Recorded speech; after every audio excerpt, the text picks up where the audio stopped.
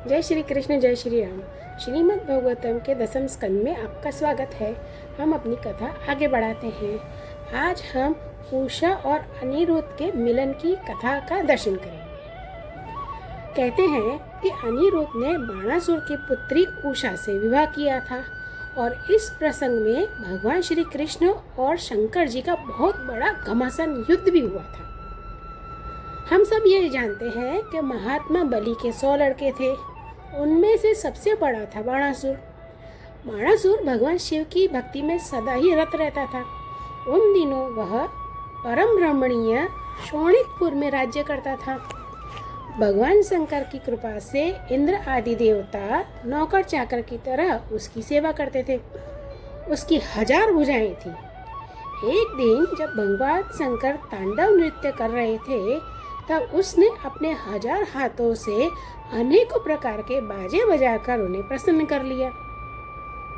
भगवान शंकर ने बाणासुर से कहा कि तुम्हारी जो भी इच्छा हो मुझसे मांग लो।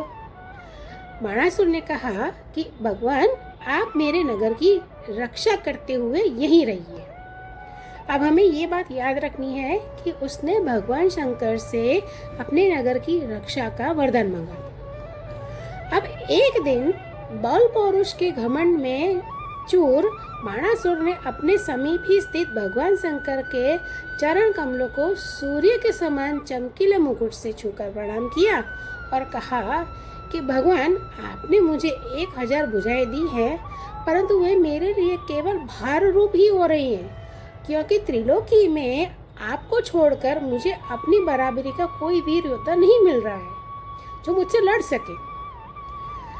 आदिदेव एक बार मेरी बाहों में लड़ने के लिए इतनी खुजलाहट हुई कि मैं दिग्गजों की ओर चला, परंतु वे भी डर के मारे भाग गए।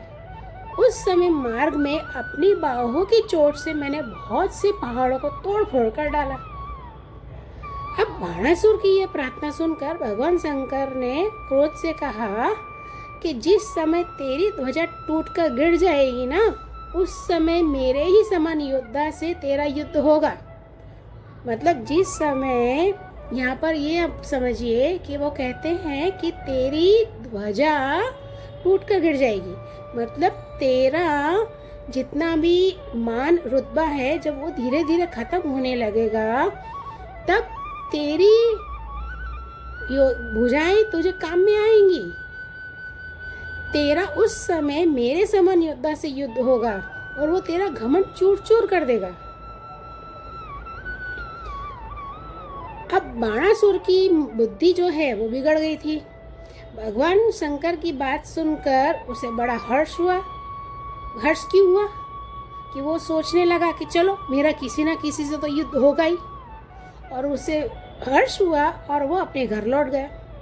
अब वह मूर्ख भगवान शंकर के आदेश अनुसार उस युद्ध की प्रतीक्षा करने लगा जिसमें उसके बल वीर्य का नाश होने वाला था। उसको तो लड़ाई करने के लिए कुछ न कुछ चाहिए था। अब उसको पता चला कि मेरा युद्ध होने वाला है तो बहुत खुश हुआ। अब बाणासुर की एक कन्या थी, उसका नाम था उषा।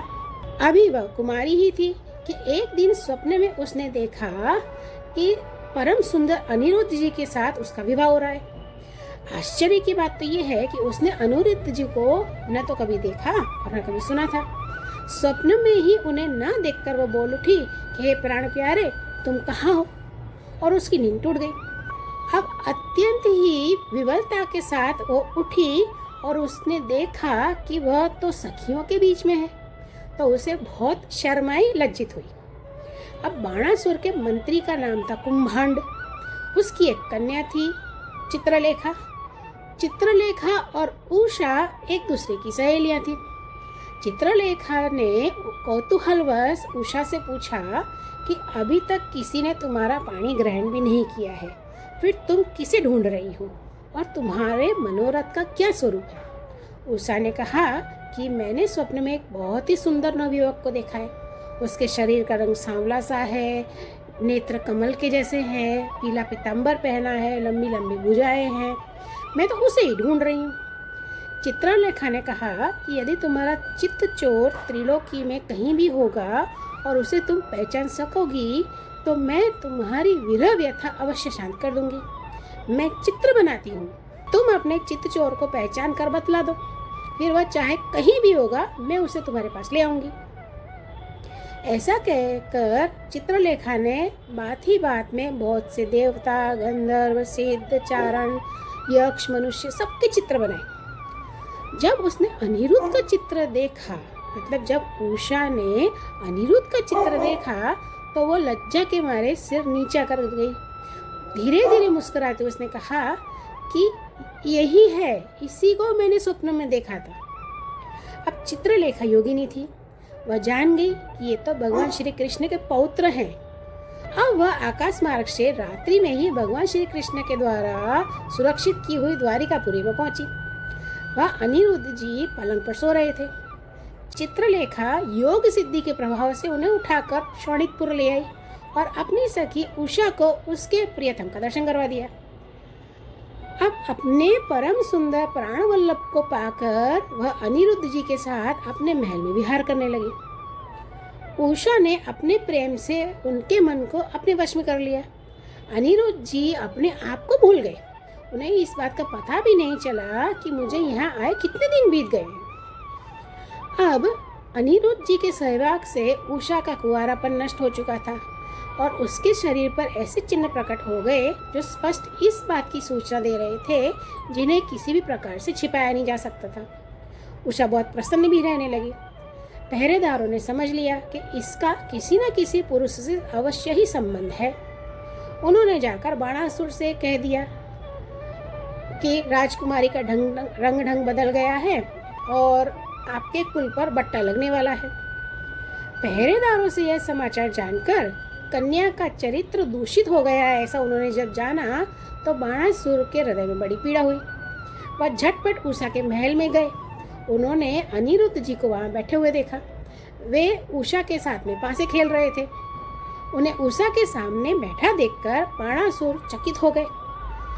जब अनिरुद्ध जी ने देखा कि बाणासुर बहुत से आक्रमणकारी शास्त्र शस्त्र से सुसज्जित वीर सैनिकों के साथ महल में घुस आए हैं, तब वे उन्हें धराशायी कर देने के लिए लोहे का एक भयंकर परिध लेकर डट गए।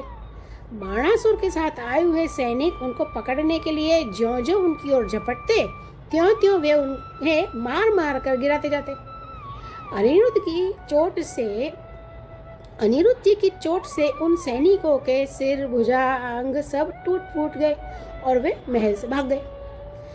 जब बाणासुर ने देखा कि यह तो मेरी सारी सेना का संहार कर रहा है, तो वह क्रोध से तिलमिला उठा और उसने नागपाश से अनिरुद्ध जी को बांध लिया।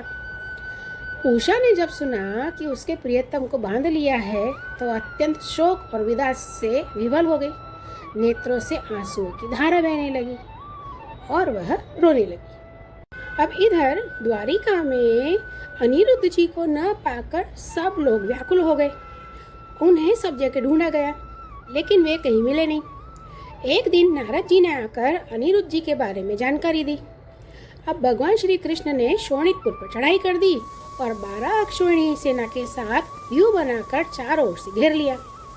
बाणासुर की ओर से साक्षात भगवान शंकर ऋषभ नंदी के साथ में अपने पुत्र कार्तिकेय और अन्य गणों के साथ रणभूमि में श्री कृष्ण के साथ में युद्ध करने के लिए आ गए।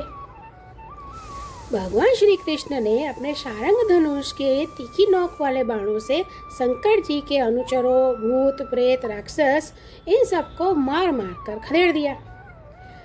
इधर पिनाकपाणी शंकर जी ने भगवान श्री कृष्ण पर भांति भांति के अगणित अस्त्र शस्त्रों का प्रयोग किया, परंतु भगवान श्री कृष्ण ने बिना किसी प्रकार के विस्मय के उन्हें विरोधी शस्त्रों से शांत कर दिया। इसके बाद भगवान श्री कृष्ण ने जम्बणास्त्र, जिससे मनुष्य को जम्हाई पर जम्हाई आने लगी, वह चला दिया। अब महादेव जी उस शस्त्र से मोहित हो गए और वे युद्ध से विरत होकर जमाई लेने लगे। तब भगवान श्री कृष्ण शंकर जी से छुट्टी पा करके तलवार, गदा और बाणों से बाणासुर की सेना का संहार करने लगे। जब रथ पर सवार बाणासुर ने देखा कि श्री कृष्ण आदि के प्रहार से हमारी सेना तितर बितर और तहस नहस हो रही है, तब उसने बड़ा क्रोध आया। वह भगवान श्री कृष्ण पर आक्रमण करने के लिए दौड़ पड़ा। बाणासुर ने अपने 1000 हाथों से एक साथ ही 500 धनुष खींचकर एक पर एक 2-2 बाण चढ़ाए और उसने भगवान श्री कृष्ण पर छोड़े। श्री कृष्ण ने एक साथ ही उसके सारे धनुष काट डाले और सारथी, रथ, घोड़े सभी को धराशायी किया। अब बाणासुर की एक धर्म माता थी। वो एक देवी थी जिसका नाम था कोटरा। वह अपने उपासक पुत्र के प्राणों की रक्षा के लिए बाल बिखेर कर नंग धड़ंग भगवान श्री कृष्ण के सामने आकर खड़ी हो गई। भगवान श्री कृष्ण ने इसीलिए कि कहीं उस पर दृष्टि न पड़ जाए अपना मुंह फेर लिया और वे दूसरी ओर देखने लगे। तब तक बाणासुर धनुष कट जाने और रथहीन हो जाने के कारण अपने नगर में चला गया। जब भगवान शंकर के भूतगण इधर उधर भाग गए तब उनका छोड़ा हुआ 3 सिर और 3 पैर वाला ज्वर 10 दिशाओं को जलाता हुआ भगवान श्री कृष्ण की ओर दौड़ा।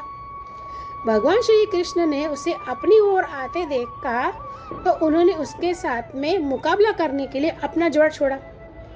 अब महेश्वर और वैष्णव दोनों ज्वर आपस में लड़ने लगे। अंत में वैष्णव ज्वर के तेज से महेश्वर जड़ पीड़ित होकर चिल्लाने लगा और अत्यंत भयभीत हो गया। वह अत्यंत नम्रता से हाथ जोड़कर शरण में लेने के लिए भगवान श्री कृष्ण ने प्रार्थना करने लगा। तब भगवान श्री कृष्ण ने कहा कि त्रिशिरा, मैं तुम पर प्रसन्न हूँ। अब तुम मेरे ज्वर से निर्भय हो जाओ। संसार में जो कोई हम दोनों के संवाद का स्मरण करेगा उसे तुमसे कोई भय नहीं रहेगा। भगवान श्री कृष्ण के इस प्रकार कहने पर महेश्वर ज्वर उन्हें प्रणाम करके चला गया। तब तक बाणासुर रथ पर सवार होकर भगवान श्री कृष्ण से युद्ध करने के लिए फिर आ पहुंचा। बाणासुर ने अपने 1000 हाथों में तरह तरह के हथियार ले रखे थे और वह भगवान पर बाणों की वर्षा करने लगा। जब भगवान श्री कृष्ण ने देखा कि बाणासुर ने तो बाणों की झड़ी लगा रखी है, तब वे छुरे के समान तीखी धार वाले चक्र से उन्होंने उसकी सारी भुजाएं काट ली। जब भगवान शंकर ने देखा कि बाणासुर की भुजाएं कट रही हैं, तब वे भगवान श्री कृष्ण के पास आए। भगवान शंकर ने कहा कि यह बाणासुर मेरा परम प्रिय भक्त है। मैंने इसे अभयदान दिया है। जिस प्रकार इसके परदादा दैत्यराज प्रहलाद पर आपका कृपा प्रसाद है, वैसा ही कृपा प्रसाद आप इस पर भी करें। भगवान श्री कृष्ण ने कहा, भगवान आपकी बात मानकर जैसा आप चाहते हैं मैं इससे निर्भय किए देता हूँ। आपने पहले इसके संबंध में जैसा निश्चय किया था, मैंने इसकी भुजाएं काटकर उसी का अनुमोदन किया है। याद है ना, उसने भगवान से कहा था कि आप मेरी भुजाएं मुझे बोझ लगती हैं। तब भगवान ने कहा था कि नहीं नहीं, तुम्हारे युद्ध में काम आएंगी। तो कृष्ण कहते हैं कि उसी बात का मैंने अनुमोदन किया है। मैं जानता हूँ कि बाणासुर दैत्यराज बलि का पुत्र है, इसीलिए मैं भी इसका वध नहीं कर सकता, क्योंकि मैंने प्रहलाद को वर दिया है कि मैं तुम्हारे वंश में पैदा होने वाले किसी भी दैत्य का वध नहीं करूँगा। इसका घमंड चूर करने के लिए ही मैंने इसकी भुजाएं काट दी है। इसकी बहुत बड़ी सेना पृथ्वी के लिए बाहर हो रही थी, इसीलिए मैंने उसका संहार किया है। अब इसकी 4 भुजाएं बच रही हैं, ये अजर अमर बनी रहेंगी। यह बाणासुर आपके पार्षदों में मुख्य होगा। अब इसको किसी से किसी भी प्रकार का भय नहीं है। इस प्रकार भगवान श्री कृष्ण से अभयदान प्राप्त करके बाणासुर ने उनके पास आकर धरती में माथा टेका, प्रणाम किया और अनिरुद्ध जी को अपनी पुत्री उषा के साथ रथ पर बैठाकर भगवान के पास ले गए। इसके बाद भगवान श्री कृष्ण ने महादेव जी की सम्मति से उषा और अनिरुद्ध जी को एक अक्षौहिणी सेना के साथ आगे करके द्वारिका के लिए प्रस्थान किया। इधर द्वारिका में भगवान श्री कृष्ण आदि के शुभागमन का समाचार सुनकर नगरवासियों ने खूब धूमधाम से उनका स्वागत किया। जो पुरुष भगवान श्री शंकर जी के साथ भगवान श्री कृष्ण का युद्ध और उसके विजय की गाथा का प्रातः काल उठकर स्मरण करते हैं, उनकी पराजय कभी नहीं होती। आगे की कथा में हम भगवान श्री कृष्ण की अन्य लीलाओं का दर्शन करेंगे। तब तक के लिए धन्यवाद।